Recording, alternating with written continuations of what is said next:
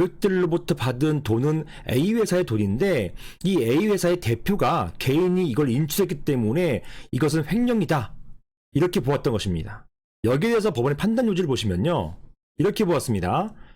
고객들이 A회사에 예탁한 금원은 고객들의 그 매수 위탁의 취지에 따라서 비트코인 등 가상화폐의 구매에 한해서만 사용하도록 그 용도가 정하여진 것으로 보아야 할 것이고, 즉 고객들이 돈을 예탁하면서 비트코인이나 이더리움, 리플 이런 코인들을 사도록 용도가 특정되어진 것이기 때문에 그 용도가 특정되어진 돈은 그 용도로만 사용하도록 위탁을 한 것이고, 이러한 용도로 사용되기 전까지는 위탁자의 소유, 즉 고객의 소유라는 것입니다. 이게 금전이 A회사로 들어갔다고 해가지고 A회사 돈이 되는 게 아니란 말입니다. 이것은 위탁한 고객의 돈으로 보고 있는 것입니다. 자, 그리고 그럼에도 불구하고 위탁자인 고객들로부터 특정 용도에 사용하도록 위탁받은 금원을 수탁자인 A회사가 그 용도에 사용하지 아니하고 임의로 다른 용도로 소비했다면 이것은 고객들에 대한 횡령죄가 성립할 수는 있다고 할 것이다 라고 하면서 법원은 고객들에 대한, A회사가 아니에요, 고객들에 대한 횡령죄가 성립할 수 있다라고 보았습니다. 따라서 결론적으로 A회사에 대한 업무상 횡령은 아니기 때문에 무죄, 이렇게 보았습니다. 자, 먼저 관련된 규정을 보시면요. 이 사건은 특경법, 즉 특정 경제의 가중처벌 등에 관한 법률이에요. 여기에 적용받는데 여기에 기본범죄가 바로 사기, 횡령, 배임죄이기 때문에 기본 형법 규정을, 이 기본범죄를 제가 보여드린 것입니다. 사기는 사람을 속여가지고 기망해가지고 재산의 교부를 받거나 재산상 이득을 취득한 자, 이렇게 되어 있습니다. 따라서 사기죄로 처벌하려면요, 이러한 재물을 교부받거나 또는 재산상 이득을 취득했다는 사실을 구체적으로 입증해야 돼요, 검사가요. 다음으로 횡령 배임입니다. 타인의 재물을 보관하는 자가, 이건 내 거 아니에요, 다른 사람의 것을 보관하는 사람이 그 재물을 횡령, 즉 자기 것으로 하거나 또는 그 반환을 거부한 때 이런 경우에 처벌한다라는 것입니다.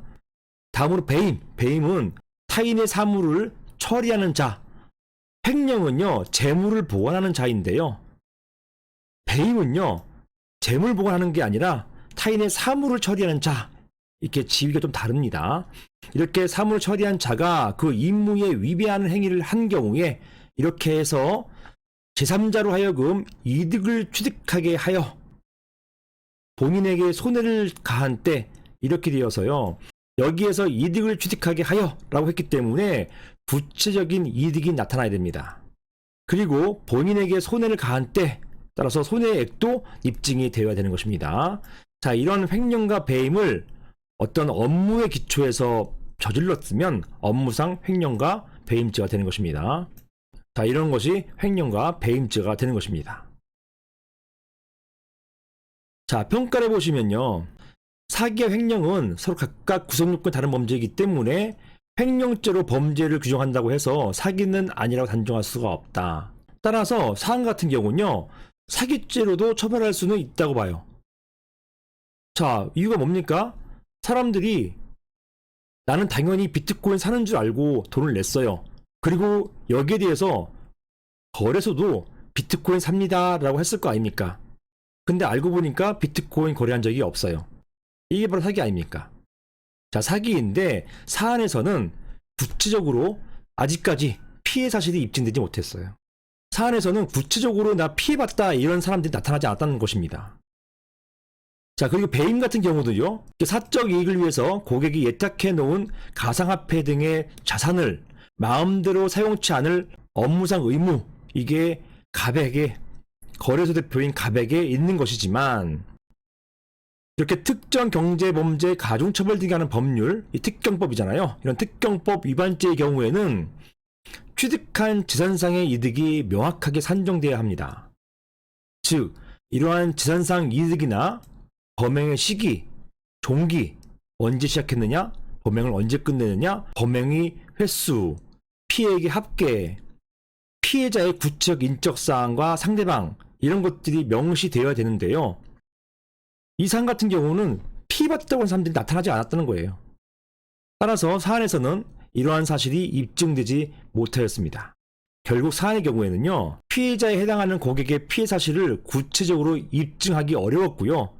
이렇게 입증하지 못하는 이상 고객의 돈을 유용한 코인거래소의 대표에게 책임을 묻기 어려운 이런 상황입니다.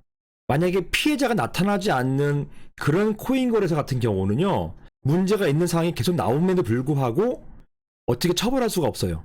마치 폭탄 돌리기 하는 것 같이 계속해서 돌려막기가 이루어진다 하더라도 이게 유사수신이나 별도의 사기가 되어서 피해가 나오지 않는 이상은 이게 처벌되기가 어렵습니다.